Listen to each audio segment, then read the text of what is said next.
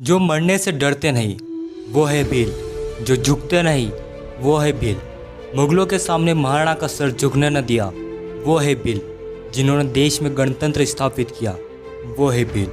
जिन्होंने भारत पर राज किया, अरब, तुर्क, मुगल और ब्रिटिशों को हराया वो है भील। शौर्य और बहादुरी से पूर्ण इतिहास रहा है भीलों का। इसलिए दोस्तों जानते हैं देश की एक बेहद ही खास जनजाति भील के बारे में। भील भारत की प्राचीनतम जनजाति है। इस जनजाति ने शोधकर्ताओं का ध्यान अपनी ओर खींचने का प्रयास किया है। भीलों का इतिहास बेहद ही गौरवशाली रहा है।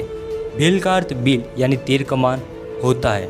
भील वैसे तो भारत समेत पाकिस्तान और बांग्लादेश के बॉर्डर तक बसे हुए हैं, लेकिन भीलों की आबादी मध्य प्रदेश, गुजरात, राजस्थान, महाराष्ट्र और आंध्र प्रदेश में ज़्यादा है। भील लोग भील भाषा बोलते हैं, लेकिन वे अन्य भाषाएं भी किसी क्षेत्र के अनुसार बोलते हैं। हम इस वीडियो में भील इतिहास, भीलों की वर्तमान परिस्थितियाँ, कला, संस्कृति, भीलों की समस्याएं और उनकी मांगें आदि के बारे में जानेंगे। इसलिए दोस्तों वीडियो समाप्त होने तक आप हमारे साथ बने रहिएगा।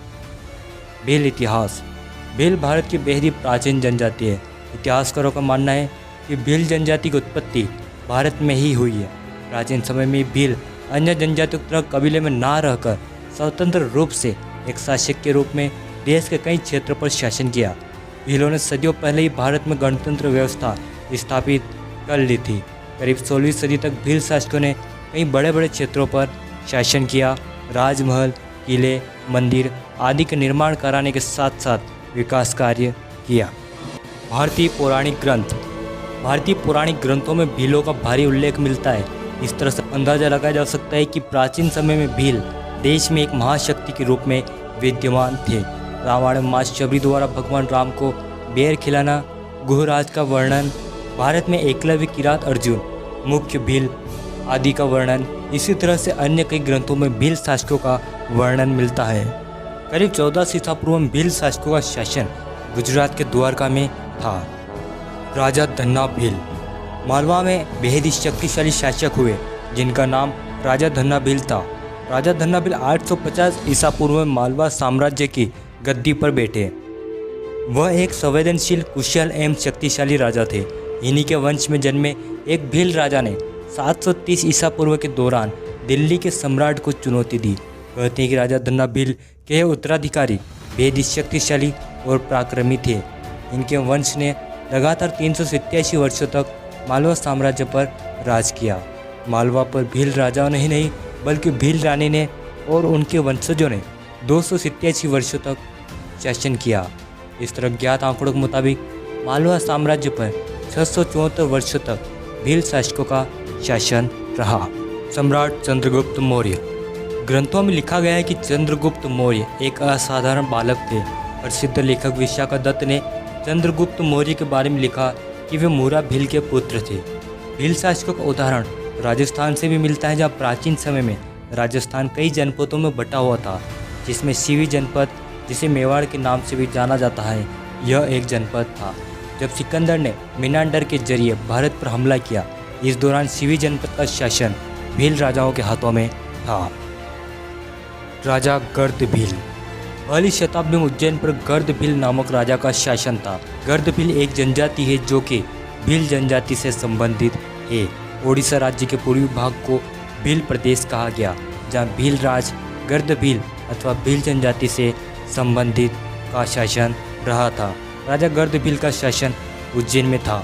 राजा गर्द भील एक बहादुर और पराक्रमी राजा थे। उनकी शक्ति का अंदाजा इस बात से भी लगाया जा सकता है कि जब उनके विरोध में एक साधु ने स्कंदी राजा से सहयोग मांगा, लेकिन राजा गर्द भील को चुनौती देने की हिम्मत स्कंदी राजा में नहीं थी।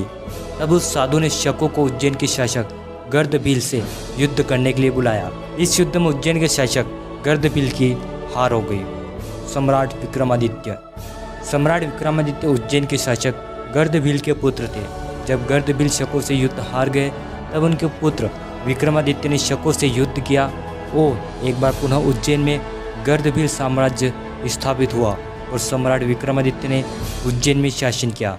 सम्राट विक्रमादित्य के पराक्रम और वीरता के चलते आगे चलकर 14 राजाओं को विक्रमादित्य की उपाधि से नवाजा गया। भीलों का वर्णन कथा सरित सागर नामक ग्रंथ में मिलता है, जहाँ एक भील राजा हाथी पर सवार होकर विंध्य क्षेत्र से आर्य राजा से युद्ध करने जाते हैं और इस युद्ध में भील राजा दूसरे राजा को बंदी बना लेते हैं। यह समय 600 ईस्वी का था। इस बात से पता चलता है कि भील एक मजबूत और शक्तिशाली शासक थे। वृहत स्तर पर देखा जाए तो भीलों ने राजस्थान, मध्य प्रदेश, गुजरात, महाराष्ट्र जैसे बड़े राज्यों पर लंबे समय तक शासन किया। भील राज्य इतिहास में उस क्षेत्र को भील राज्य कहा गया जहाँ पर अधिकांश जनसंख्या भीलों की है अथवा जहाँ भील शासकों का शासन रहा, जैसे दक्षिणी राजस्थान, पूर्वी ओडिशा, अहमदाबाद, भीलसा इत्यादि। भीलों का शासन मध्य प्रदेश, राजस्थान, गुजरात और महाराष्ट्र में प्रमुख रूप से रहा है। मेवाड़ के संस्थापक बप्पा रावल को माना जाता है, लेकिन मेवाड़ के वास्तविक संस्थापक राजा गुहादित्य थे, जिन्होंने गुहिल वंश की नींव रखी थी। आगे चलकर यही वंश मेवाड़ और सिसोदिया नाम से प्रसिद्ध हुआ। राजा गुहादित्य के पिता वल्लभी के शासक थे। वल्लभी पर मलेच्छों ने आक्रमण कर दिया। जंगल में मलेच्छों और शिलादित्य के बीच भयानक युद्ध हुआ। इस युद्ध में शिलादित्य वीरगति को प्राप्त हुए। मलेच्छों ने वल्लभी साम्राज्य को तहस नहस कर दिया। यह मलेच्छ संभवतः भील ही थे। इतिहास में भीलों को मलेच्छ संबोधित किया गया है। शिलादित्य की रानी पुष्पावती थी, वह गर्भवती थी। रानी पुष्पावती को जब वल्लभी पर आक्रमण और शिलादित्य की वीरगति के बारे में पता चला तो वह कमलावती नाम की एक ब्राह्मणी के साथ जंगल में किसी गुफा के अंदर रुक गई। वहीं पर पुष्पावती ने गुहिल को जन्म दिया। क्योंकि गुहिल का जन्म गुफा में हुआ था, इसलिए उनका नाम गुह रखा गया। बच्चे को जन्म देने के बाद रानी पुष्पावती बच न सकी। कमलावती ने उस बच्चे को गुजरात के इडर के भील शासक राजा मांडलिक को सौंप दिया। राजा मांडलिक ने गुहिल का लालन पालन पोषण किया। धीरे धीरे गुहिल बड़ा हुआ और राजा मांडलिक के राजमहल में रहता और भील राजकुमारों और बच्चों के साथ घुड़सवारी करता। राजा मांडलिक ने गुहिल को कुछ जंगल और पहाड़ दान में दिए। अकबर के दरबार के लिए अबुल फजल के अनुसार गुहिल और भील बच्चे साथ में खेल रहे थे। अभी खेल खेल में राजा चुनने की बारी आई और सभी बच्चों ने गुहिल को अपना राजा माना और इसी से खुश होकर राजा मांडलिक ने अपना इडर राज्य गुहिल को दे दिया। लेकिन राजस्थान के प्रमुख इतिहासकार कर्नल जेम्स टोड के अनुसार गुहिल ने राजा मांडलिक की हत्या कर दी और 566 ईस्वी में गुहिल वंश की नींव रखी। राजा गुहिल के समय से ही गुहिल वंश के शासकों का राज तिलक भील सरदार किया करते थे। धीरे धीरे गुहिल ने दक्षिण पूर्वी राजस्थान पर अपना अधिकार कर लिया। मेवाड़ शासकों ने प्रतिहारों को तो पराजित कर दिया, लेकिन कई सदियों से गुहिलों और भील शासकों के बीच संघर्ष चलता रहा। भील समुदाय शस्त्र चलाने में, शिकार करने में और युद्ध के मैदान में अपने चतुराई कारण प्रसिद्ध थे। गुहिल वंश के चौथी पीढ़ी के शासक नागादित्य का व्यवहार भील समुदाय के साथ अच्छा नहीं था। इसी से भीलों के बीच नागादित्य की छवि खराब होने लगी। भीलों ने नागादित्य के साम्राज्य पर हमला बोल दिया। दोनों पक्षों के बीच भयानक युद्ध हुआ और भीलों ने नागादित्य को हराकर पुनः इडर साम्राज्य पर अपना अधिकार कर लिया। मेवाड़ बप्पा रावल। भील और राजपूतों के बीच 1000 वर्षों तक युद्ध चलता रहा, लेकिन अब तक नहीं पूर्णतः राजपूत भीलों को हरा पाए और न भील राजपूतों को। अब तक दोनों वर्ग समझ चुके थे कि आपसी मतभेद से अच्छा आपसी सहयोग है। एक बार पुनः गुहिल की तरह ही बप्पा रावल का लालन पालन भील समुदाय के बीच हुआ। दरअसल जब बप्पा रावल 3 वर्ष के थे तब वे और उनकी माताजी को सहायता की आवश्यकता थी। वे दर दर भटक रहे थे, तब भीलों ने उनकी सहायता करी। बप्पा रावल का लालन पालन भीलों के बीच हुआ और इस तरह भीलों की देखरेख में मेवाड़ का एक और शासक बप्पा रावल पला बढ़ा। बप्पा रावल जब बड़े हुए तब उनका संघर्ष भीलों के साथ हुआ, लेकिन वे भीलों को हरा नहीं पाए। इसलिए भील और बप्पा ने समझौता कर लिया। जब अरबों ने मेवाड़ पर हमला किया तब बप्पा रावल ने ओगड़ा के भील शासक पाली और उंदेरी के भील शासक देवों से सहायता मांगी। इस मुश्किल की घड़ी में भीलों ने बप्पा रावल की सहायता करी और उन्होंने मिलकर अरबों को बहुत दूर तक खदेड़ दिया। इसी तरह भीलों ने राणा हमीर, राणा मोकल और राणा सांगा का सहयोग किया। खानवा के युद्ध में भील अंतिम सांस तक युद्ध करते रहे। मेवाड़ महाराणा प्रताप हल्दी घाटी का युद्ध। जब अकबर ने चित्तौड़ पर हमला किया तब उदय सिंह चित्तौड़ हार गए। उन्हें एक सुरक्षित स्थान की तलाश थी। इसी तलाश में वे उदयपुर की तरफ बढ़े। उदयपुर में करीब 12वीं शताब्दी तक भील शासकों का शासन था। उदय सिंह चित्तौड़ से उदयपुर में आकर बसे। ये क्षेत्र खेती करने के साथ साथ सुरक्षा की दृष्टि से अति महत्वपूर्ण थे। यहीं पर महाराणा प्रताप पले बढ़े। महाराणा प्रताप भील शासकों के साथ खेलते कूदते युद्ध कला सीखते। भीलों के बीच महाराणा काफ़ी लोकप्रिय हो गए। क्योंकि भील अपने नन्हे बच्चे को कीका कहकर संबोधित करते थे, इसलिए महाराणा प्रताप को कीका कहकर पुकारने लगे। जब मेवाड़ पर पुनः मुगलों का साया मंडराया तब मेवाड़ को पुनः भीलों की याद आई। उस वक्त भोमट के पनारवा के शासक राणा पूंजा भील थे। उनके पिता दुदत सोलंकी और दादा राणा हरपाल भील थे। राणा हरपाल भील ने मेवाड़ के राणा की बहुत सहायता करी। जब मेवाड़ के महाराणा की मां बीमार थी और मेवाड़ पर संकट के बादल छाए हुए थे, तब राणा हरपाल भील ने मेवाड़ के राणा की मां को अपने पेट पर लाद कर अरावली की पहाड़ी पर चढ़ गए और इस तरह राणा हरपाल भील ने मेवाड़ की राणा की माताजी को बचा लिया था। अब राणा हरपाल भील के पोते राणा पूंजा भील भोमट पनारवा के शासक थे। उनकी शक्ति का अंदाजा इस बात से भी लगाया जा सकता है कि जब मेवाड़ पर मुगलों का संकट उभरा, तब मेवाड़ के महाराणा प्रताप और मुगल शासक अकबर के संरक्षक बेरम खां दोनों ही भोमट के शासक राणा पूंजा भील के पास सहायता लेने पहुंचे। हल्दीघाटी युद्ध में राणा पूंजा भील ने महाराणा प्रताप का सहयोग किया। हल्दीघाटी युद्ध के बाद भीलों ने महाराणा प्रताप की सहायता करी। मेवाड़ और मुगल काल के दौरान भीलों को उच्च पद प्राप्त थे।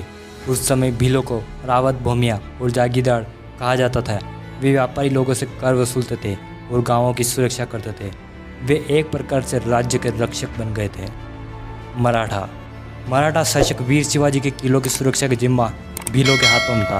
पानीपत के तीसरे युद्ध में इब्राहिम खां गारदी संभवतः भील थे। मराठों ने जब मेवाड़ पर आक्रमण किया, तब भील मेवाड़ के साथ खड़े थे। जब सदाशिवराव ने डूंगरपुर पर हमला किया, तब भीलों ने उसे बुरी तरह पराजित किया। भील विद्रोह और ब्रिटिश। भील शासकों का शासन करीब 16वीं सदी तक चलता रहा। इस दौरान उनका सामना प्रमुख रूप से राजपूत, मराठा और ब्रिटिश से हुआ। लेकिन आश्चर्य की बात यह है कि देश के मजबूत शासक माने जाने वाले इन तीनों में से कोई भी भीलों को पूर्णतः पराजित नहीं कर पाया। जब मराठा ब्रिटिश से हार गए, तब सतपुड़ा की पहाड़ी पर रहने वाले भीलों ने विद्रोह शुरू कर दिया। उनके नेता थे Indian robin hood Tatya Bhil. Tatya Bhil ने प्रमुख रूप से अंग्रेजों का विरोध किया। तात्या भील के अलावा भीमा नायक, खाजा नायक, दशरथ, सरदार हिया भील प्रमुख थे। मानगढ़ की पहाड़ी पर गोविंद गुरु और मोतीलाल तेजावत की अगुवाई में भील विद्रोह हुआ, जिसमें 1500 भील शहीद हुए। 1857 के आसपास भीलों ने कई विद्रोह किए। इन विद्रोह को दबाने के लिए Mewar Bhil corps, Malwa Bhil corps, Khandesh Bhil corps, Pachmahal Bhil corps जैसी सेनाएं बनाई गई। मालवा भील कोर के केवल 20 सिपाही ने अंग्रेजी सेना को एक युद्ध में खदेड़ दिया। इस तरह डांग के 5 भील राजाओं ने भी अंग्रेजों को घुटने टेकने पर मजबूर कर दिया। अंग्रेजों की बेहद कोशिशों के बाद भी वे डांग पर कब्जा नहीं जमा सके। भील संस्कृति। भीलों के पास समृद्ध और अनोखी संस्कृति है। भितरवा पेंटिंग, घूमर और गौरी आदि भीलों की पहचान है। मंदिर। नील माधव, भादवा माता, जालपा माता, शबरी माता, एकलव्य, आमजा माता और जटाऊ शिव मंदिर का इतिहास भीलों से जुड़ा रहा है। किले। भील शासकों ने अकेलगढ़, मांडलगढ़, भुराईगढ़, मनोर थाना आदि किलों का निर्माण कराया। राजा बादशाह भील का महल बांसवाड़ा में स्थित है। इसी तरह ईडर में राजा मांडलिक के राजमहल होने का उल्लेख मिलता है। हिंगलाजगढ़ में गोत्री भील की हत्या हुई, यह उल्लेख इतिहास में मिलता है। वर्तमान परिस्थिति। भील वर्तमान में कृषि पर निर्भर है। कुछ भील जंगल पर निर्भर है और अपनी पहचान बनाए हुए है। इतिहास से अब तक आते आते भीलों में कई वर्ग और उपशाखाएं बन गई है। भीलों की मांग। भील जनजाति की कई प्रकार की मांग है। प्रमुख रूप से भील देश में भील रेजिमेंट चाहते हैं। भीलों की मांग है कि उनकी एक रेजिमेंट बने जो देश की रक्षा कर सके। इस मांग को पूरा करने के लिए वे समय समय पर सरकार से गुहार लगाते हैं।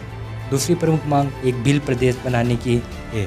भील चाहते हैं कि राजस्थान, मध्य प्रदेश, गुजरात और महाराष्ट्र का भील बाहुल्य क्षेत्र को भील राज्य नामक राज्य बनाया जाए, क्योंकि आज़ादी के बाद भी भीलों का और अन्य आदिवासियों का सही से विकास नहीं हो पाया।